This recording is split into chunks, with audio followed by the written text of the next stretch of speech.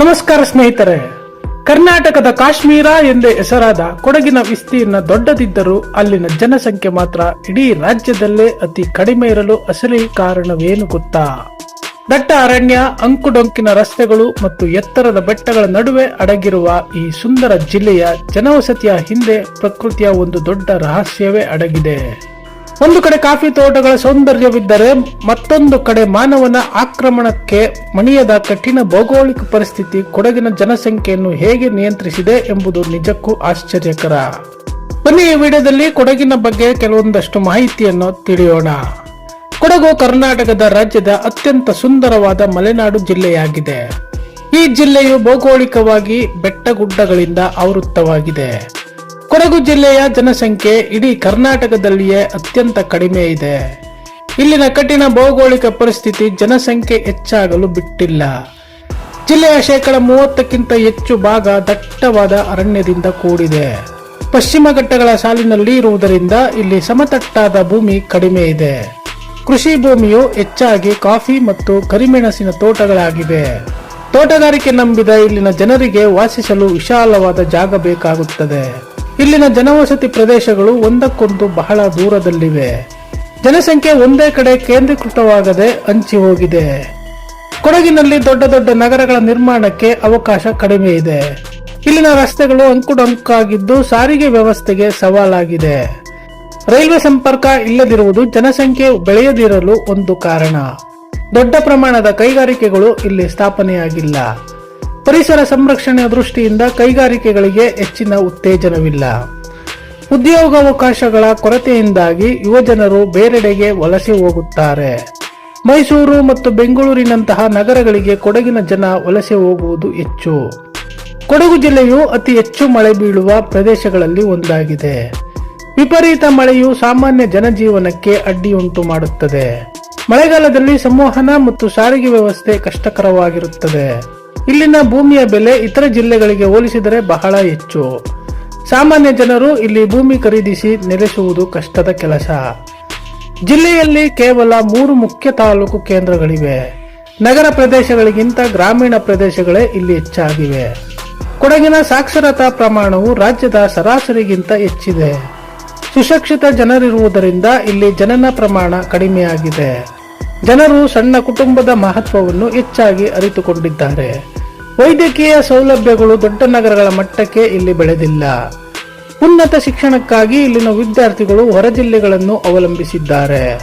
ತೋಟಗಳಲ್ಲಿ ಕೆಲಸ ಮಾಡುವ ಕಾರ್ಮಿಕರು ಹೆಚ್ಚಾಗಿ ಹೊರಗಿನಿಂದ ಬಂದವರು. ಈ ಕಾರ್ಮಿಕರು ಇಲ್ಲಿ ಕಾಯಂ ಆಗಿ ನೆಲೆಸುವ ಪ್ರಮಾಣ ಬಹಳ ಕಡಿಮೆ. ವನ್ಯಜೀವಿ ಮತ್ತು ಮಾನವ ಸಂಘರ್ಷ ಇಲ್ಲಿನ ದೊಡ್ಡ ಸಮಸ್ಯೆಯಾಗಿದೆ. ಆನೆಗಳ ಹಾವಳಿಯಿಂದಾಗಿ ಕಾಡಂಚಿನ ಪ್ರದೇಶಗಳಲ್ಲಿ ವಾಸಿಸುವುದು ಭಯಾನಕ. ಅಭಯಾರಣ್ಯಗಳ ವ್ಯಾಪ್ತಿ ಹೆಚ್ಚಿರುವುದರಿಂದ ಹೊಸ ವಸತಿ ಸಮುಚ್ಚಯಗಳಿಗೆ ಜಾಗವಿಲ್ಲ. ಪರಿಸರ ಸೂಕ್ಷ್ಮ ಪ್ರದೇಶವೆಂದು ಘೋಷಿಸಿರುವುದರಿಂದ ನಿರ್ಮಾಣ ಕಾರ್ಯಗಳಿಗೆ ಮಿತಿ ಇದೆ. ಕೊಡಗಿನ ಸಂಸ್ಕೃತಿಯು ಪ್ರಕೃತಿಯೊಂದಿಗೆ ಬೆರೆತು ಬದುಕುವುದಾಗಿದೆ. ಇಲ್ಲಿನ ಮೂಲ ನಿವಾಸಿಗಳು ಪ್ರಕೃತಿಯನ್ನು ದೈವದಂತೆ ಆರಾಧಿಸುತ್ತಾರೆ. ಹವಾಮಾನವು ವರ್ಷದ ಬಹುಪಾಲು ತಂಪಾಗಿ ಮತ್ತು ಆರ್ದ್ರತೆಯಿಂದ ಕೂಡಿರುತ್ತದೆ. ಚಳಿಗಾಲದಲ್ಲಿ ಇಲ್ಲಿನ ವಾತಾವರಣವು ಬಹಳ ಕಠಿಣವಾಗಿರುತ್ತದೆ. ಈ ಎಲ್ಲಾ ನೈಸರ್ಗಿಕ ಕಾರಣಗಳು ಜನಸಂಖ್ಯೆ ಸ್ಫೋಟವಾಗುವುದನ್ನು ತಡೆದಿದೆ.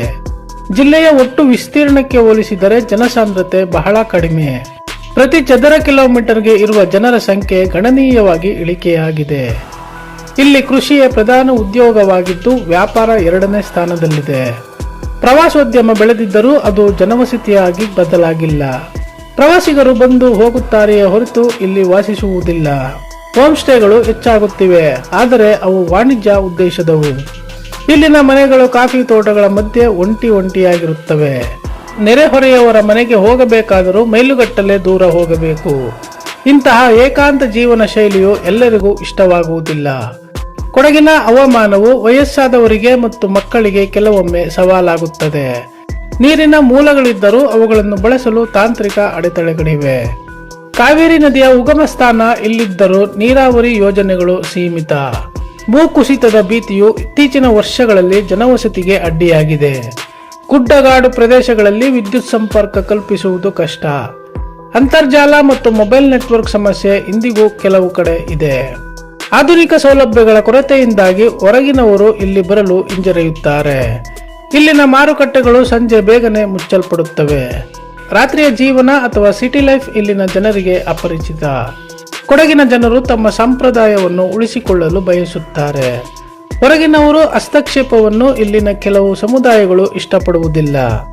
ಭದ್ರತೆಯ ದೃಷ್ಟಿಯಿಂದಲೂ ಕಾಡಿನ ಮಧ್ಯೆ ವಾಸಿಸುವುದು ಕಷ್ಟ. ಜಂತು ಮತ್ತು ಕ್ರಿಮಿಕೀಟಗಳ ಕಾಟ ಮಳೆಗಾಲದಲ್ಲಿ ಅತಿಯಾಗಿರುತ್ತದೆ. ಇಲ್ಲಿ ಜೀವನ ನಿರ್ವಹಣೆಯ ವೆಚ್ಚವು ತುಸು ಹೆಚ್ಚಾಗಿ ಇದೆ. ದಿನಬಳಕೆ ವಸ್ತುಗಳನ್ನು ದೂರದ ನಗರಗಳಿಂದ ತರಬೇಕಾಗುತ್ತದೆ.